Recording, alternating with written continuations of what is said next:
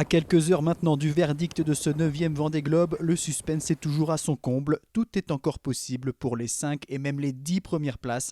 En tête, on trouve 2 groupes avec 2 options différentes. Louis Burton, Thomas Ruyant et Yannick Bestaven vont arriver au Sable d'Olonne par le nord. Ils sont attendus dans la soirée de mercredi ou dans la nuit. Charlie Dalin et Boris Herman prennent une route sud. Ils sont les plus proches de l'arrivée qu'ils devraient rallier en début ou en milieu de soirée ce mercredi. Ça fait tellement longtemps que je suis en mer que j'ai oublié que la vie à terre existait vraiment. Hein. Et voilà, ma norme, c'est être sur Apivia, c'est être sur mon bateau. Et j'arrive pas du tout, mais du tout à me dire que l'arrivée est imminente. Voilà, je suis vraiment extrêmement concentré sur les heures qui viennent là, sur tous les obstacles qui me restent à franchir. Il faudra certainement attendre l'arrivée de Yannick Bestaven avec ses 10h15 de compensation pour connaître le podium final. Derrière, Damien Seguin lutte avec Giancarlo Pedoté pour conserver sa 6e place. J'ai pas le choix. Si je veux qu'il reste derrière moi, il faut que je sois rapide, il faut que je me fasse mal, il faut que je fasse un peu mal au bateau aussi. Mais voilà, il faut que ce soit comme ça pendant 48 heures pour espérer finir devant lui, quoi. Ce serait une belle chose, je trouve, pour moi terminer mon Vendée Globe de finir devant Giancarlo, devant un bon foiler, quoi. Les 2 hommes doivent aussi se méfier de Jean Lecam. Le roi Jean va bénéficier de 16h15 de bonification et peut profiter de conditions météo favorables.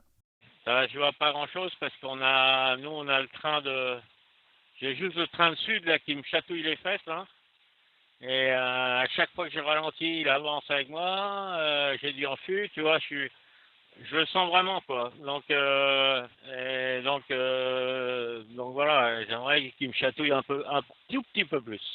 Un autre match a lieu pour la 10e place. Elle est occupée pour l'instant par Maxime Sorel, sous la menace d'Armel Tripon. Les 2 skippers qui vont peut-être devoir négocier une forte tempête dans les prochaines heures. J'espère que ça va évoluer parce que je vois pas bien l'issue là en fait. Sur les fichiers, c'est plus de 50 nœuds de vent avec 7,52 m de houle, très proche des côtes. Ça commence à causer un peu là. Donc on surveille ça. Je sais pas trop quoi en penser pour l'instant. Les fichiers sont pas très calés, ça bouge tout le temps, donc je prends pas ça pour argent comptant. Pour l'instant, je me dis que ça va évoluer et j'espère en bien. En 12e position, Clarisse Kremer s'est fait une belle frayeur avec une voie d'eau heureusement maîtrisée à temps. En fait, à la place de remplir mon ballast, j'ai rempli mon bateau. Je suis partie me coucher au vent et puis le bateau il gîtait, tu vois, au près à 25 degrés de gîte. Donc ça a rempli sous le vent et le temps que je me rende compte, en fait, au milieu du cockpit, j'avais de l'eau à la cheville, quoi. Et j'ai eu de la chance que c'est pas allé dans le moteur. C'est vraiment ça qui m'a un peu sauvée, quoi. C'était à ras-bord du moteur et du coup, dès que je me suis réveillée, j'ai mis le bateau couché quoi. Heureusement il y avait 25 nœuds donc j'ai bordé mes voiles comme une tarée, mais j'ai vraiment eu hyper peur et je suis un peu traumatisée parce que se réveiller et entendre le bruit des vagues dans le bateau, c'est un truc que j'avais encore jamais vécu. Derrière, ambiance morose pour Jérémy Bayou, englué dans le poteau noir.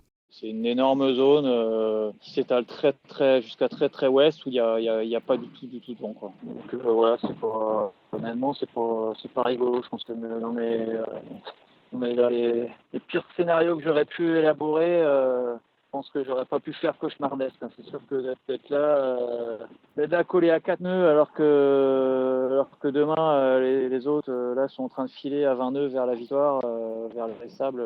Ouais, c'est un peu dur à vivre. Ouais. Au pointage de 15h ce mardi, le leader Charlie Dalin comptait 82 000 d'avance sur Boris Herman. L'écart s'est creusé avec les 3 poursuivants, ce qui est normal en raison de leur route vers le nord pour trouver des vents plus forts. Environ 70 000 d'avance pour Damien Seguin sur Giancarlo Pedoté. Même écart entre Maxime Sorel et Armel Tripon. Ralenti dans le poteau noir, Jérémy Bayou se trouve encore à plus de 250 000 de Romain Attanasio. Peloton groupé ensuite du 15e Arnaud Boissière au 20e Didac Costa. Navigation en groupe également pour Manuel Cousin, Clément Giraud et Miranda Meron. Le duo Alexia Barrier-Harry Uzela, précédé de Samantha Davis, ferme la marche.